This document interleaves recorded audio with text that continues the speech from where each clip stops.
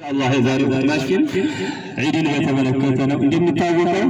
ይሄን ረመዳን ብዙ ወራት ተጠብቀናል ጓጉተን ተጠብቀናል ዘርሶን ማሆን አልፋል ኢንሻአላህ ጥሩ የሰሩ ሰዎች አላህን ተስፋ በማድረግ እንዲሁ ደግሞ በመጥፎ ነው ብሎ የገመተ ወደ አላህ ተጸጽቶ ወደፊት ደግሞ አላህ ደግሞኝ ወደፊት ለማግኘት አስቦ መሆን እሱ ይተበከበናል ማለት ነው ጥሩ የሰሩ ሰዎች አላህ Subhanahu Wa Ta'ala ነገ የውመል ቂያማ ادخلوا الجنة من أبواب الريان እንደሚባሉ ነብያችን አለይሂ ሰላቱ ወሰላም ተገናኝተናል من باب الريان ግቡ ጀነት እየተባሉ እንደሚባሉ ነብያችን አለይሂ ሰላቱ ወሰላም ይናገራሉ ማለት ነው ስለዚህ እንደማንም ብሎ ሙስሊም የጾመ ሰው ረመዳንን ብዙም ተስፋ አያስቆርጥም ብቻ ያበዛም ያቀለለም ይኖራል እንጂ ان الله لا يضيع اجر المحسنين الله Subhanahu Wa Ta'ala የበጎ ሰሪዎችን ስራ እንደው ከንቱም ስለማይጥለው ማለት ነው ብቻ ያበዛ ይኖራል ያቀለለ ይኖራል ነብያችን አለይሂ ሰላቱ ወሰላም ይላሉ ለሷኢሚ ፈርሃታን ይብላል አላህ Subhanahu Wa Ta'ala ጾም ለሚጾሙ ሰዎች ሁለት ደስታዎች አላቸው አንዱ ጾመው እንደው ሲያፈጥሩ ነው ራብን ሲያስወግዱ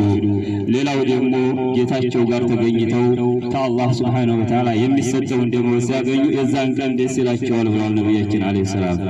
ሌላው የዛሬውን ቀን የደስታ ቀን ነው የዛሬውን ቀን በደስታ ማሳለፍ ወደ አላህ Subhanahu Wa Ta'ala የሚቃረቡበትና እንደ ሌላው ዒባዳዎች በዒባዳ የሚያዝ እንጂ ዝም ብሎ ዛዛታ ጨዋታ ብቻ ሳይሆን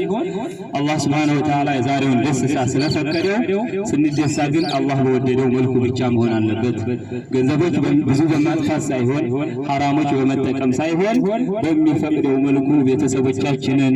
ዘመዶቻችንን እያስደሳን እየዘየርን ተላቆቻችንን እየዘየር ትንሾቻችንን እየጠራን ደስ ብሎ መዋል ከዲን الاسلام የሚቆጠርና እንዲሁ አላህ Subhanahu Wa Ta'ala ሊመነዳበት የሚችል ነው ተቀናታ እንዲቀና አይሻ ረዲየላሁ ተዓላ አንሃ የሆኑ ሰዎች ልጆች ሲጫወቱ ሀበሻዎች አይተው ሊከለክሏቸው ያሰቡ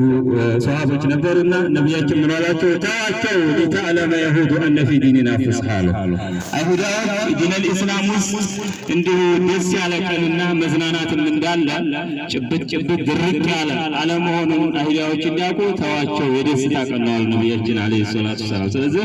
ዛሬ ፋብሮ ማለት ከዒባዳ የሚቆጠር እንጂ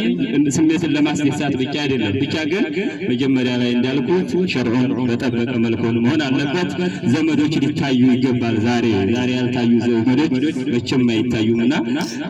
በዚህ መልኩ መሆን አለበት ማለት ነው ነብያችን አለይሂ ሰላቱ ወሰላም من سره ان يبسط له رزق ሪዝቁ እንዲሁ ሀብቱ እንዲሰፋለት የፈለገ ሰው ወይ ሰአለው في عسره ወይንም ደግሞ እድሜው ደግሞ እንዲሁ ገፋ እንዲፈለገ ሰው فليسر رحيمه ቤተሰቦቹን ዝምድናውን ይቀጥል ብለዋል ዛሬ የዘመድ ማያቻችን እንዲሁ ወዳወደ ሰነል ምን ዘመዶቻችንን ባልቶቻችንን ሽማግሌዎቻችንን ስናዲሳበት ምንውልበት መሆኑን አውቀን ፋብለን ምንውልበት ዒባዳ መሆኑን አውቀን ሌሎች ሴቶችን በተመለከተ አላህን ሊፈሩ ይገባቸዋል አልহামዱሊላህ ሴቶች እኛው ጋር ተጋርተው ሲጾሙ እንደው ቁርአን ሲቀሩ ሲሰግዱ